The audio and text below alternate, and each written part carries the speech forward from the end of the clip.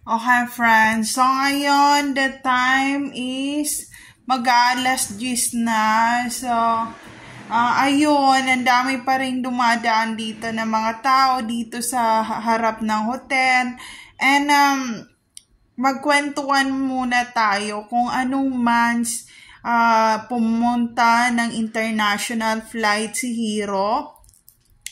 Si Hero, nag-flight ng 7 months old. So, ayun, 7 months old siya nag-flight.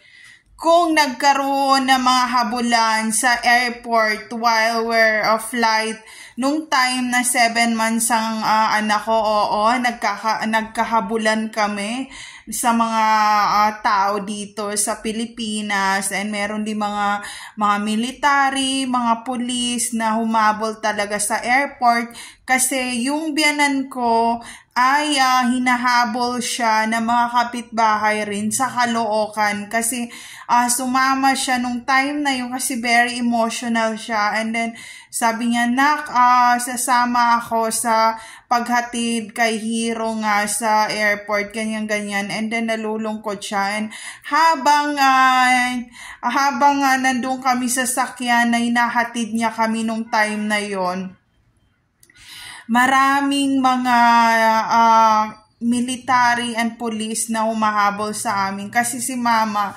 ang dami na natulungan yan sa Caloocan yan. Ang tagal-tagal na ng biyanan ko sa Caloocan. Imaginein mo, teenager din siyang umalis papunta dyan sa Caloocan na yan. Imaginein mo yung galing siya ng Ateneo, tapos nung time na yon 16 years old siya na nandyan sa Caloocan, and then nag-flight siya papunta ng Iloilo. 20 years from the time na naglaya siya. The same what happened to me. The same experience kung anong na-experience ko ngayon.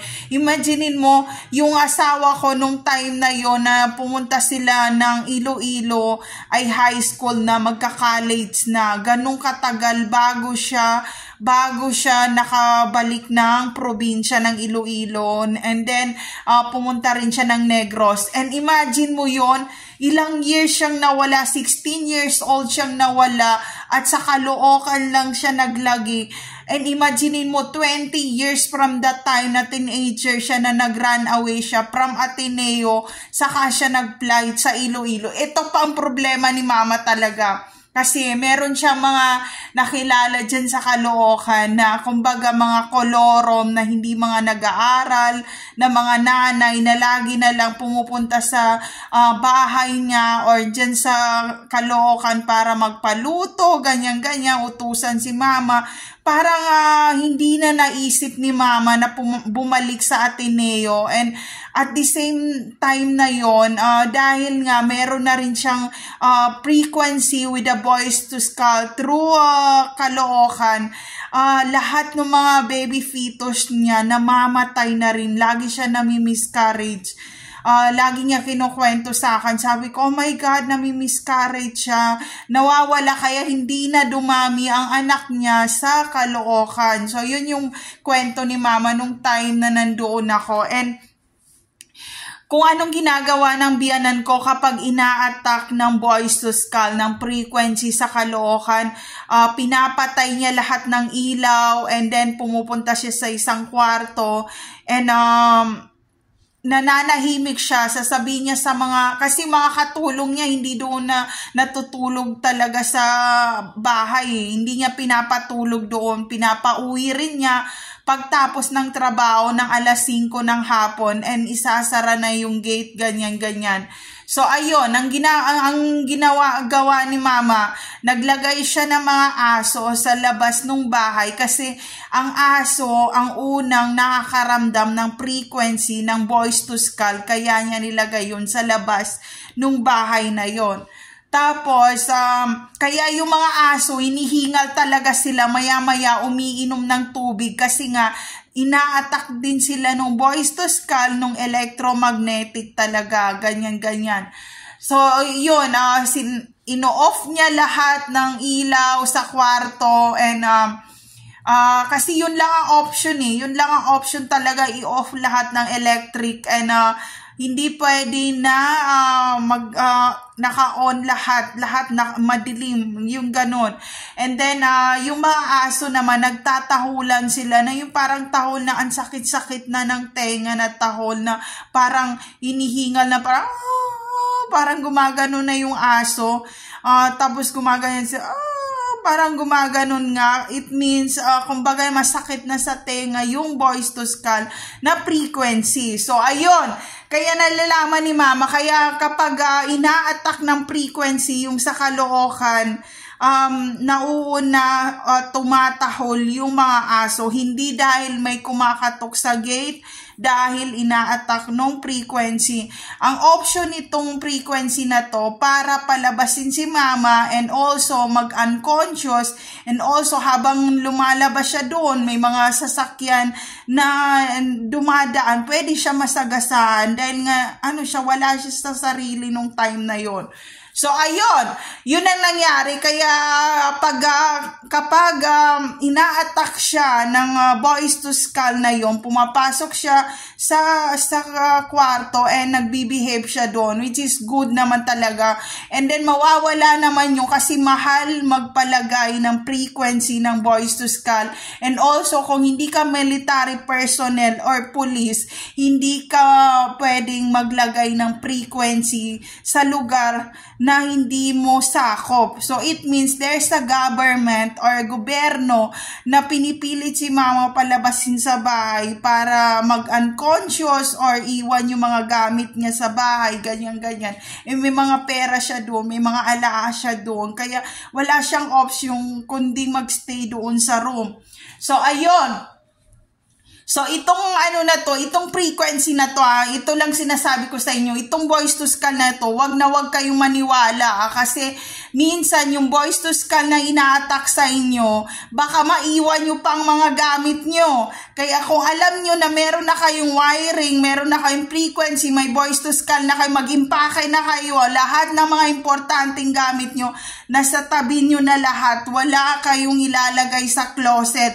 Kasi in case na i-attack kayo, hindi nyo madidinig ang sunog sa labas. Yun ang problema ng squatter area. Kahit makita nyo yung apoy na yan, hindi nyo madidinig kasi nga yung tenga nyo, kumbaga, nasira na yan doon sa frequency na laging ina-attack yung mga tao, and yan ang nangyayari sa squatter area. So, ayun, kung meron akong voice to skull sa probinsya pa lang sa squatter area, nung nasa Mindanao ako, meron akong frequency, kaya dati nag-i-earphone ako, ganyan-ganyan, and then, kung alam ng lola ko na nabibingi ako, oo, nabibingi talaga ako, pero hindi ako umaalis sa area. Kahit sinasabi doon na umalis, hindi ako umaalis. And ayun din, kaya nung time na nandun ako sa Caloocan, kahit pinapadlock ako ni mama doon, hindi ko inaalis yung susi.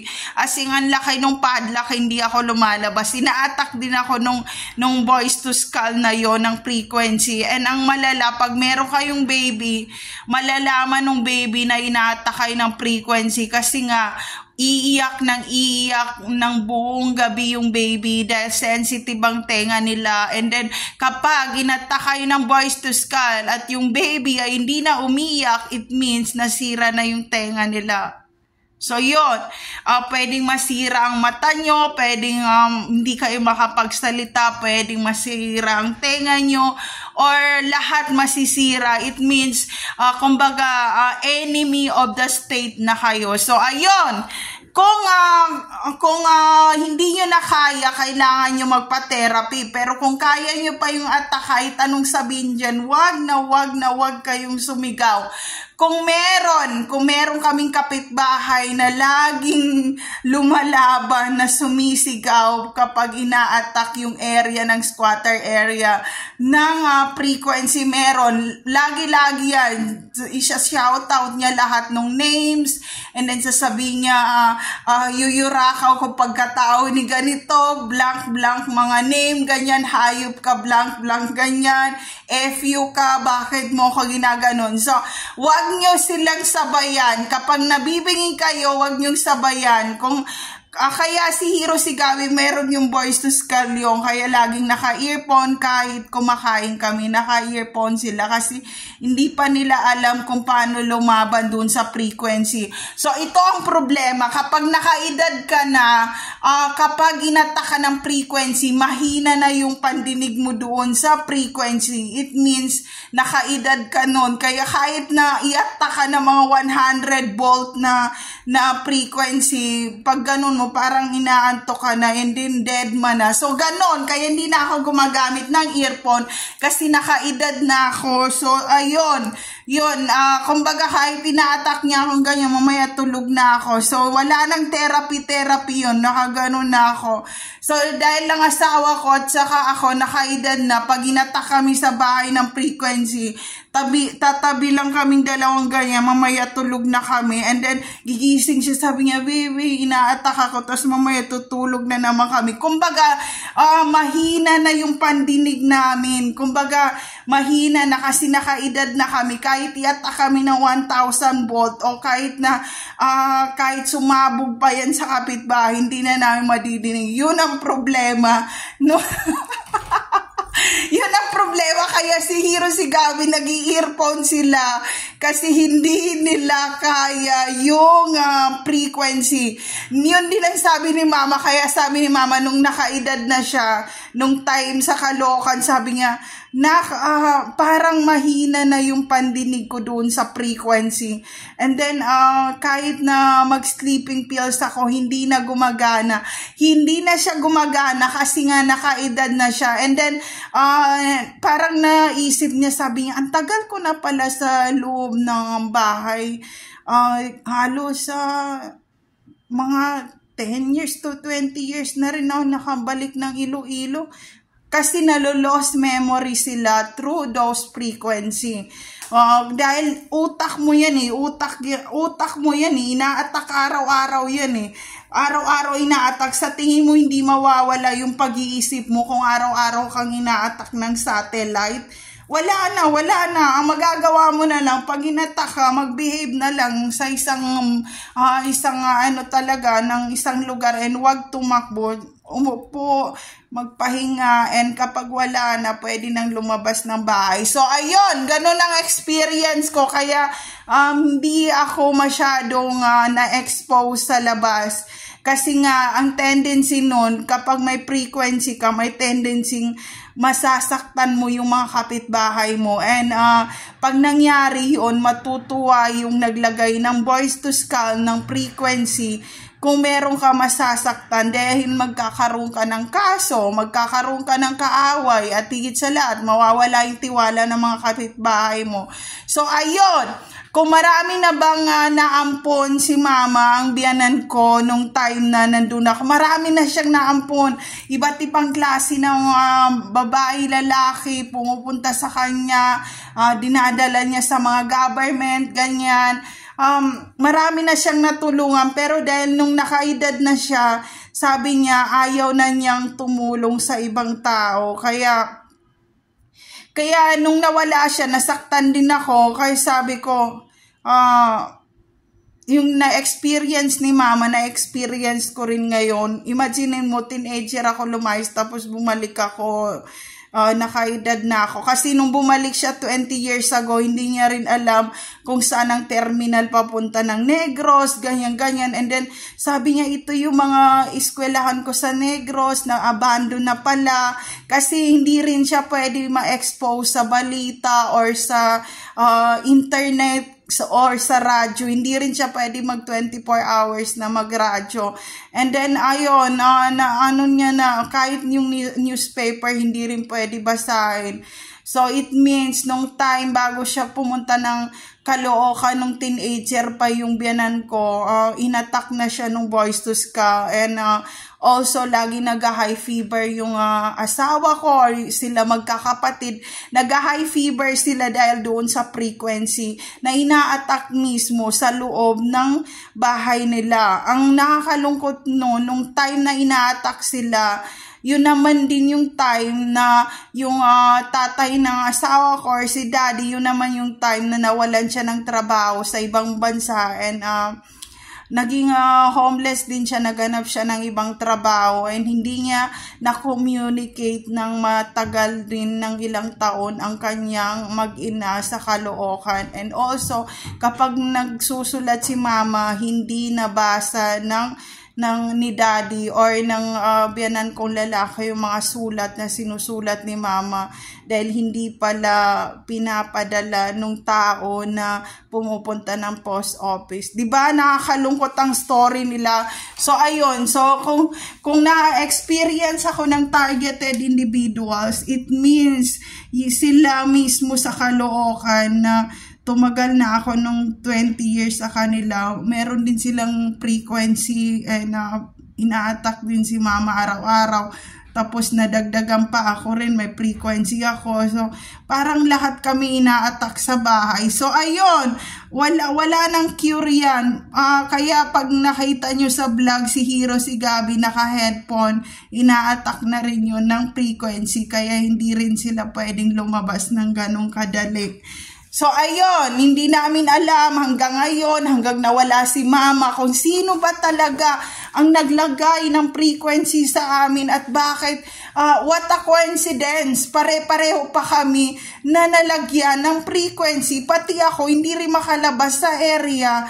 Kasi nga kung hindi ako hihingalin or mahihimatay ako or hindi ko kaya kargain yung baby palabas ng place na yun, hindi ko kaya siya kargahin, hindi ko kaya din para ako mahihimatay. So, ang ginawa ko, nagstay na lang ako doon sa loob ng bahay kaysa na mamasagasaan kami nung bata. Kung may mga naka-experience na sa Caloocan na mag-ina na tumatakbo habang ang truck ay dumadaan doon at nasagasaan, marami na mga mag-ina ganyan. Kasi pag nawala yung asawa nila, lumalabas din sila na mag-ina, and then ayun, nahahatak sila ng mga truck. So, ayun. Kaya, ano na lang yun, kung baka common sense, kung hindi nyo kaya lumabas, wag nyo nang magbalak na lumabas pa ng bahay. Baka yung tao na naglagay ng frequency, inaabangan lang kayo sa kanto kung kailan kayo lalabas. So, ayun, kasi ang mga Pilipino, meron silang hamster mind. Alam niyo yung hamster mind, yung kapag nasa loob sila ng bahay, kasama nila yung mahal nila sa buhay, kontento na sila, basta meron silang isasaing at kakainin sa isang araw, and hindi na sila maghahanap pa ng another pa na pera or another income, basta meron silang kakainin sa isang araw. So, yun yung tinatawag na hamster mind, and umiikot lang sila sa loob ng bahay, and ayaw nila lumabas hanggang tumanda na sila. So, ayun, yun yung karamihan sa mga Pilipino. Kaya kahit sa squatter yan, masaya na yan kahit na ina-attack ng frequency ng 24/7. So, ayun. Kaya, anong tawag sa family namin ngayon, ng asawa ko, ni Hero, ni Gabi, ako, kami raw ang mga hamster family, sinabi ng mga neighbor. Kasi nga kahit raw ina-attack ako ng frequency ng Boys to Scan, nakaya ko pa rin magstay sa loob ng bahay na hindi lumalabas. So, ayun, natatawa lang ako sa hamster family. Hamster family ba? Ayun, kaya umalis sila sa area, yung mga neighbor doon, then nag-shielding sila ng frequency na dinig nilang mayroon talagang frequency na attack ng Boys to Scan. And also, hindi na nadidinig yung, di ba pag may mga calamity na countdown na parang fire station na ingay sa labas, hindi na nadidinig kasi sinira raw yun doon sa area, pati yung satellite, sinira rin yung mga satellite, kaya mahina yung wifi sa labas. And dati nga, laging lumalabas ang asawa ko, and then one time kasi nasa bintana lang yung wire ng wifi eh. Sabi niya sa akin, B, bakit meron nagkakat ng wire dito sa wifi sa labas ng apartment? And then, isang araw lumabas kami, tiningnan ko nga, sabi ko, bakit lagi niya kinakat yung wire ng wifi para lang lumabas ang asawa ko? And sinabi ng asawa ko, nakaka-weird talaga na lagi niya kinakat yung line sa labas. And sinabi ko sa asawa ko, may solusyon dyan, be, may solusyon. Yung wire na kinakat niya sa labas, ipakat na natin sa line. And wag na tayo maglalagay ng connection ng wifi.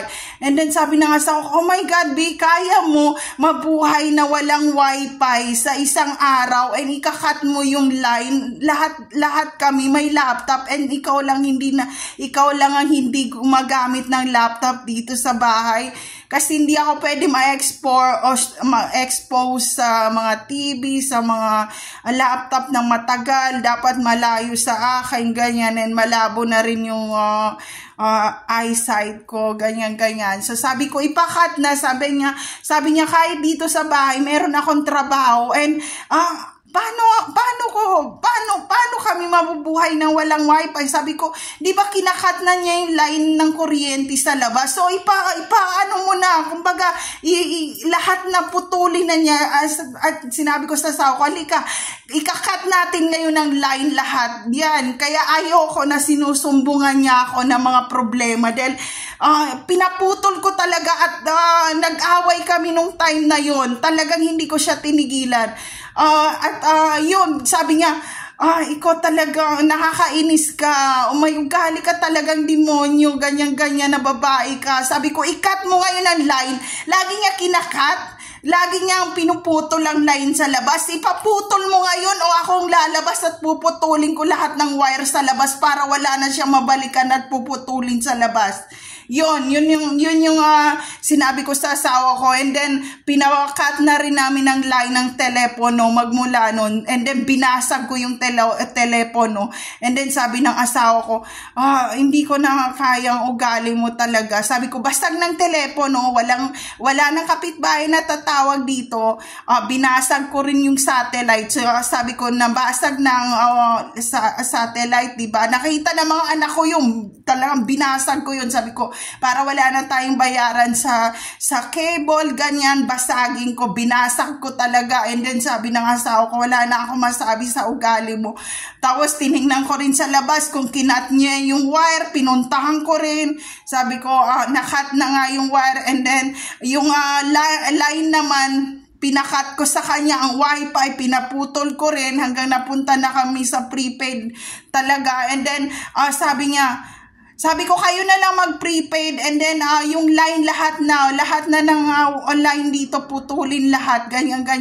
And then binasag ko yung telepono, lahat, satellite, lahat binasag ko. Sabi niya, paano pa ako magtatrabaho? Sabi ko, alam ko may solusyon, lumayas ka dito sa bahay pagkatapos ng pagkat ko ng wire, ng pagbasag ko ng mga satellite. Ngayon, mag-impake ka at lumayas ka dito, iwan mo kami.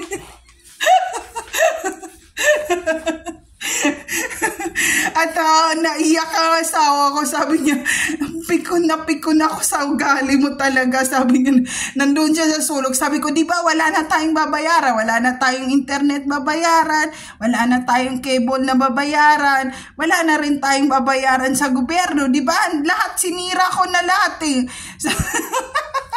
So, ayun. Tapos, nung sinira ko, nakatipid na kami noon. Nakikita na sa prepaid yung lumalabas na balance na binabayaran sa isang buwan. And then, kinausap naman niya ako. Sabi niya, buti, binasag mo yung satellite, yung landline, kasi ang bigat na ako sa mga babayaran sa wifi. Sabi ko, umalis ka dito, ayaw kita kausapin. Sabi niya, buti maganda yung idea mo na binasag mo. Sabi ko, umalis ka, na hindi masama ang pakiramdam ko, ganyan. So sabi niya, simula ng prepaid, medyo nakaka-full tank na ako ng sakyan. Dati lahat binabayaran ko, ganyan. Sabi ko, kung hindi kayang ibenta mo na rin sakyan para hindi ka na mag-full tank ng gasolina and maglakad ka na hanggang sa opisina. Ang galit na galit siya sa akin. So ayun, there is no safe place to target any individual out there. Take care always, everyone.